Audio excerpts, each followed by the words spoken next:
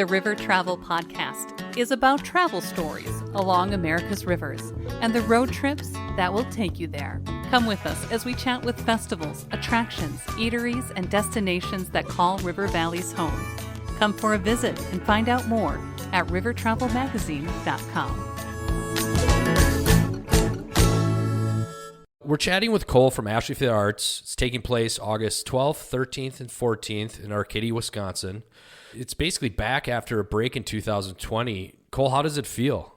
Well, it feels good. I mean, there's always that concern to make sure that you're operating safe. But yeah, having a year off, it was certainly different. I mean, we've been in this festival for years, since 2009, and to take a year off, it was a little bit different. But I suspect it was no different for most people around the world, that this past year in 2020 was a little bit different than anybody could have anticipated or planned for, but you just roll with it. And, planning ahead for 2021, it feels great. It feels like we're getting to back to that sense of normalcy. And we're really excited to, bring an amazing festival back in 2021. Yeah, it was like a big intermission for festivals and music events, throughout the world. You're definitely jumping right back into it. Could you tell us about the lineup that you have this year? Yeah, so this year, I mean, we want to come back hot, right? Ashley for the Arts, as you know, is a nonprofit festival, and we raise funds for more than 60 nonprofit organizations. And, by having this year off, we also realized that, we weren't able to support those area, community organizations that we typically do. So we want to make sure that we had a really great lineup this year, and we came back strong. So on Friday of Ashley for the Arts, our headliner is Toby Keith. Right in front of Toby Keith at the 8 o'clock slot is Kip Moore. And then we have Foreigner, Jefferson Starship that's opening up. And then on Saturday, we're coming back just as strong as Friday. We have Claire Dunn opening at 4 o'clock. 6 o'clock, we have Switchfoot. 8 o'clock, we have Bare Naked Ladies. And closing out at 10 o'clock for a headliner is Little Big Town.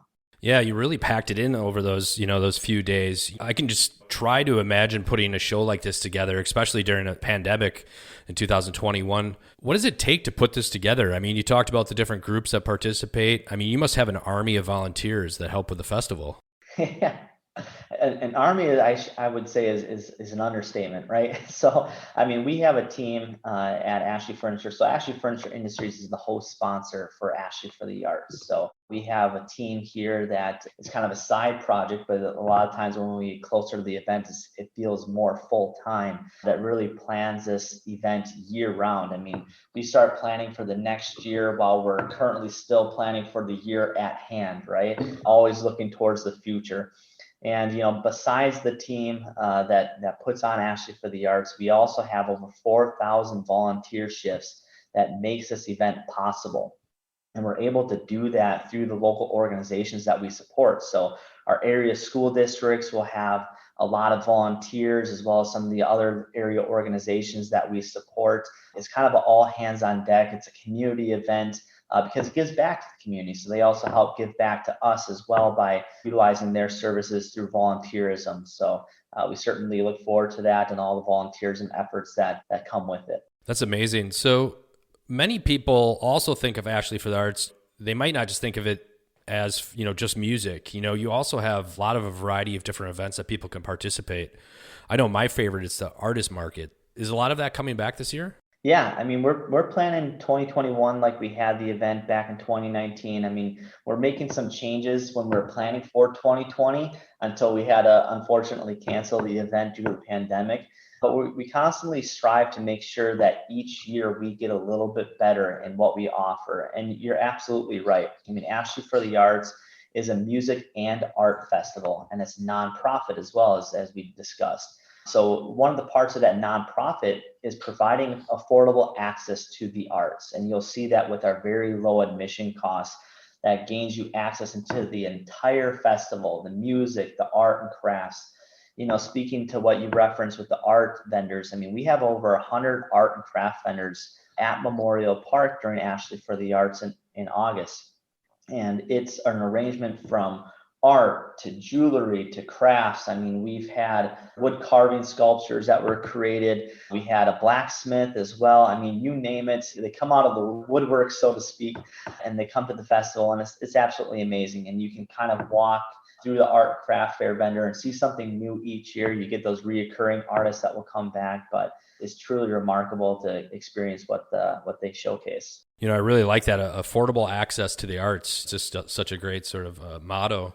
So when people are, preparing to bring their kids, is there anything they should be concerned about, or just, to have a fun time, or should they be taking any precautions, or masks mandatory or anything like that?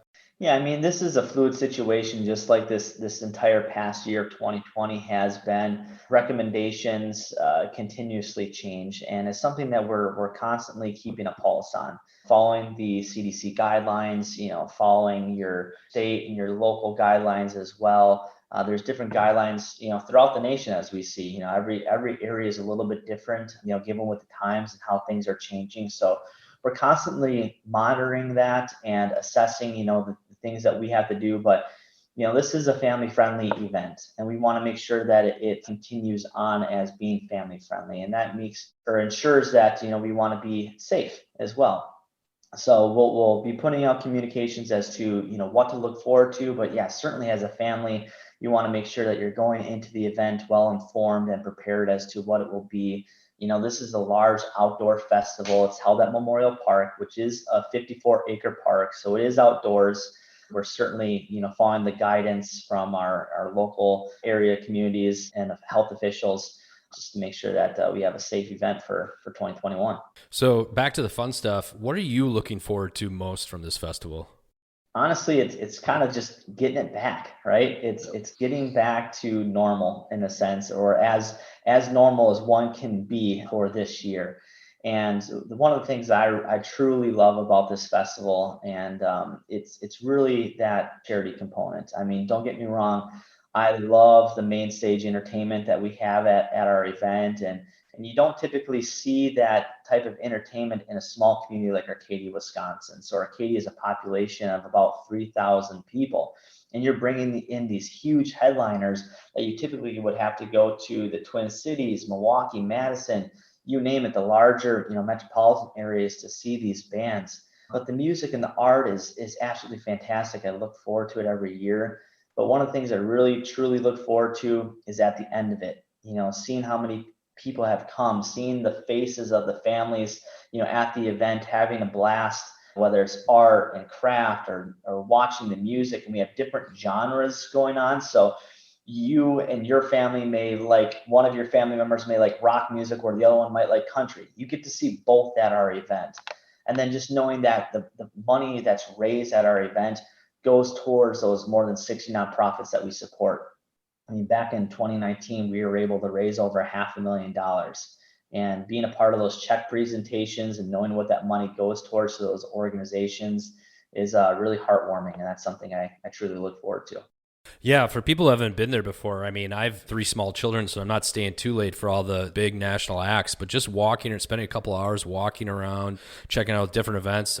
So, I mean, it's definitely an experience for everybody to have. If you think you're just going to a rock show, you're going to some major quality entertainment. So if people want to find out more or grab tickets, where should they head? Yeah, they can find out more information on our website at ashleyforthearts.com.